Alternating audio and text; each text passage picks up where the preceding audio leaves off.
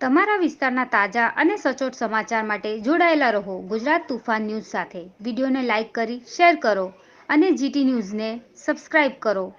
ગુજરાત તોફાન ન્યૂઝ, તમારા નિર્ણયનો અવાજ।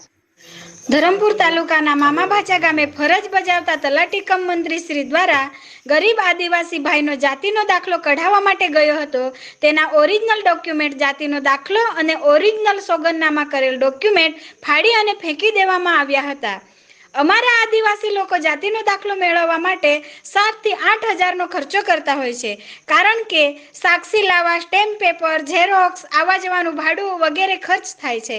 અને સુમનભાઈએ એમ જણાવતા માહિતી આપેલી છે કે ભાઈ છેલ્લે 5/12/2023 થી ડોક્યુમેન્ટ ભેગા કરવા માટે આવ્યા છીએ, જે બાબતે આજ રોજ ધરમપુર તાલુકા ટીડીઓને લેખિતમાં ફરિયાદ કરવામાં આવે।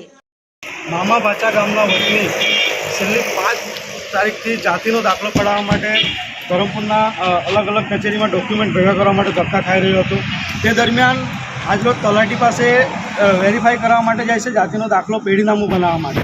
ત્યારે અશોકભાઈ નામના મામાભાચા ગામે તલાટી કમ મંત્રી તરીકે ફરજ બજાવતા તલાટીશ્રી દ્વારા એમના તમામ ડોક્યુમેન્ટ સાથે સોગંદનામું કરેલ ઓરિજિનલ સ્ટેમ્પ પેપર પર ફાડીને નીચે ફેંકી દેવામાં આવે છે। તો મારે તાલુકા વિકાસ અધિકારીશ્રીને આજે અમે લેખિતમાં ફરિયાદ કરી છે કે આવા તલાટીઓ જે આદિવાસી લોકોની વેદના નથી સમજતા, કારણ કે જે આ જાતિનો દાખલો કઢાવવા માટે 7 થી 8 હજાર રૂપિયાનો ખર્ચો થાય છે। 3 જેટલા સાક્ષીઓ જોઈએ છે, એ સાક્ષીઓ લઈ જવાનું, લાવવાનું, એનું ભાડું, એમનો રોજ પણ અમારા લોકો આપીને એમને લાવે છે અને આ તમામ પુરાવો ભેગા કરે છે। ત્યારે આવા કહેવાતા તલાટી દ્વારા જે ડોક્યુમેન્ટ ફાડી નાખવામાં આવે છે એ કેટલું યોગ્ય?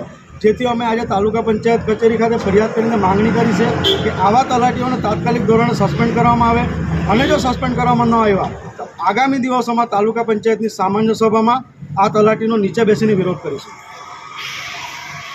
સૌપ્રથમ આપની ઓળખાણ આપશો અને તમે ક્યાં રહો છો તે બાબતે જણાવશો। મારું નામ સુમનભાઈ સોમાભાઈ ગવડે અને રહેવાસી મામાભાચા, તાલુકો ધરમપુર, જિલ્લો વલસાડ।